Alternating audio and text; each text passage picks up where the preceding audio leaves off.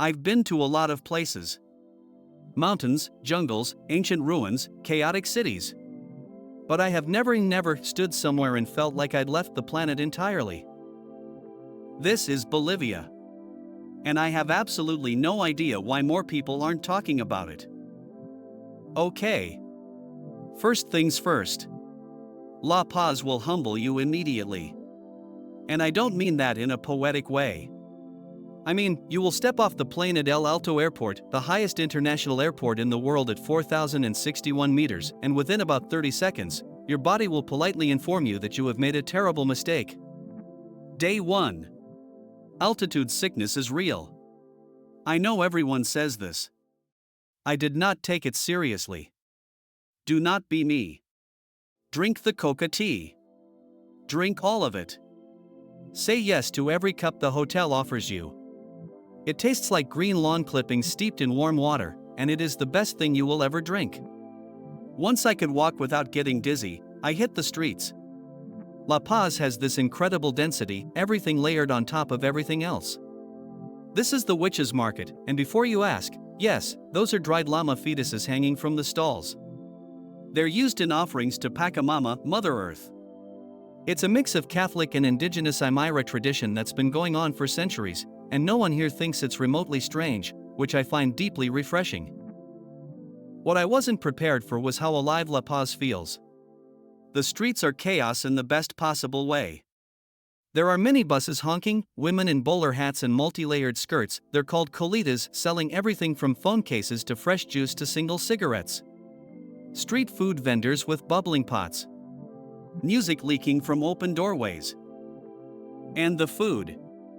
Oh, the food. This is a saltina, Bolivia's answer to the empanada, but juicier, spicier, and messier. You eat it in the morning, standing up, leaning forward so the broth doesn't run down your arm. Mine still ran down my arm. There's a technique. I have not mastered it. Worth every drop. Okay, look. I told myself I wasn't going to do the death road. I'm not a thrill seeker.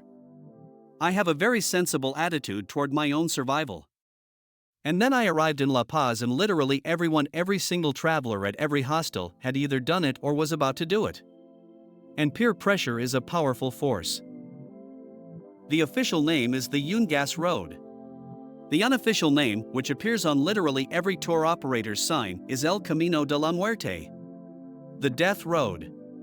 It stretches 64 kilometers from the cold, foggy Altiplano down into the human Amazon basin, dropping roughly 3,500 meters in elevation.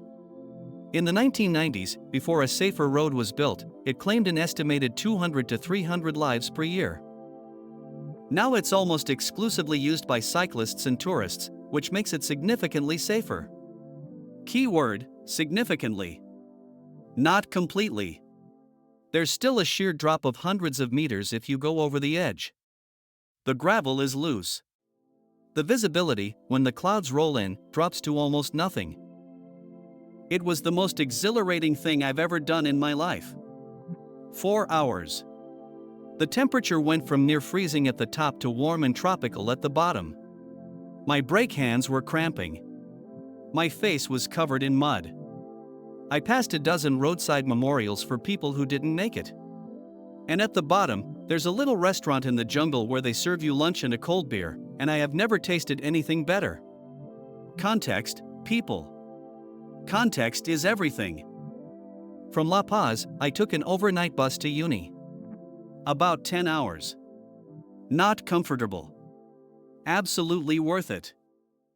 Uyuni itself is a small town with not much going on.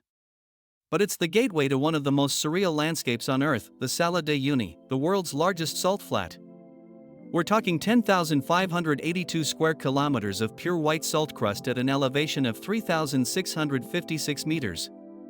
It was formed when prehistoric lakes evaporated over thousands of years and left behind a crust of salt that's up to 10 meters thick in some places. I joined a 3-day Jeep tour, which is the way everyone does it out here. Our driver was a man named Don Raul who had been driving these tours for 15 years and had the energy of someone who had just started. He knew every rock, every lagoon, every shortcut across 10,000 square kilometers of nothing. The mirror effect happens when a thin layer of rainwater sits on top of the salt crust. It was right at the edge of rainy season, and we got lucky. I've seen the photos online. I've seen them 100 times. I thought I understood what it was going to look like. I didn't. I really, genuinely didn't. When you're standing in the middle of it, there's no ground. There's no sky. There's no up or down. You're just suspended in the middle of an infinite reflection of the universe. I stood there for probably 15 minutes just, not talking. Which, if you've watched this channel for any amount of time, you know is extremely unlike me. On a lighter note, forced perspective photos are basically mandatory on the Sala, and I am not ashamed to tell you we spent about 45 minutes getting these right. Don Raul, who has seen this happen roughly 10,000 times, sat in the Jeep and drank his coffee. A man of patience. Days 2 and 3 of the tour took us deeper into the Bolivian southwest, the Reserva Eduardo Avaroa, a protected wilderness that stretches toward the Chilean and Argentine borders. The landscape shifts constantly. 1 hour you're on the salt. The next you're driving through a field of volcanic rock. Then suddenly, a lake. This is Laguna Colorada Red Lagoon. The color comes from algae and sediment in the water. It's genuinely, cartoonishly red. Like someone poured a bottle of food coloring into a lake in the middle of nowhere. And then decided to add flamingos, because apparently subtlety wasn't on the agenda. These are James's flamingos, one of 3 species that feed in these high-altitude Andean lakes. They're smaller than the flamingos you might picture, and they're everywhere. Hundreds of them, just casually doing flamingo things in a blood-red lake at 4,300 meters above sea level, surrounded by volcanoes. Bolivia is genuinely unhinged in the best possible way. We woke up at 4:30 a.m. to visit the geysers. I will not pretend I was happy about 4:30 a.m. But then you step out of the Jeep into air so cold it bites your lungs, and the ground is cracked and steaming, and these enormous vents are roaring with sulfuric gas and boiling mud, and the sky is just starting to go purple at the edges, and... yeah. Okay. 4:30 a.m. is fine. 4:30 a.m. is perfect, actually. Our final stop before heading back was Laguna Verde Green Lagoon at the base of Volcan Lecancaber on the border with Chile. The color comes from minerals in the water, and it changes depending on the wind. That morning, it was absolutely still and perfectly clear. Lecancaber reflected in it. The air smelled like sulfur and snow. I think that might be the most beautiful thing I've ever seen. Potosí was once one of the largest and most important cities in the world. In the 1600s, it had a population of over 160,000 people, comparable to London at the time. The reason? That mountain. Cerro Rico. Discovered by the Spanish in 1545 to be the single richest deposit of silver ever found. In the 2.5 centuries that followed, Spanish colonists extracted an estimated 41,000 tons of silver from this mountain using forced indigenous and enslaved African labor. The death toll is estimated at up to 8 million people. The silver from this one mountain funded the Spanish Empire for generations and fundamentally shaped the flow of global capital. It's a lot to sit with. And the city hasn't let it go. Potosí still carries that weight.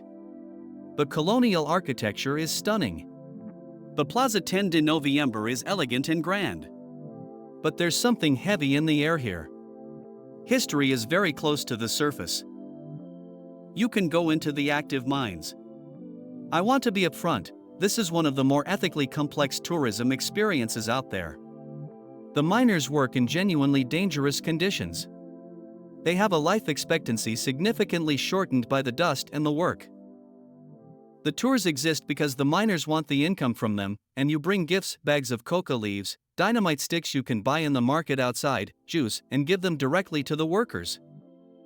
Inside, it's cramped and dark and smells like sulfur and dust. You meet the miners. They're chewing enormous wads of coca leaves. They're operating massive drills with no ear protection. There's a statue of LTO, the devil, at almost every level, decorated with offerings of coca, cigarettes, and alcohol. The miners pray to him for safety in good ore. I came out after an hour. The miners work 8 to 12-hour shifts. It's humbling in a way that goes beyond cliché. If you go to Potosí, and you should go into the mines. And go in knowing what you're stepping into. After Potosí, Sucre felt like emerging from a dream.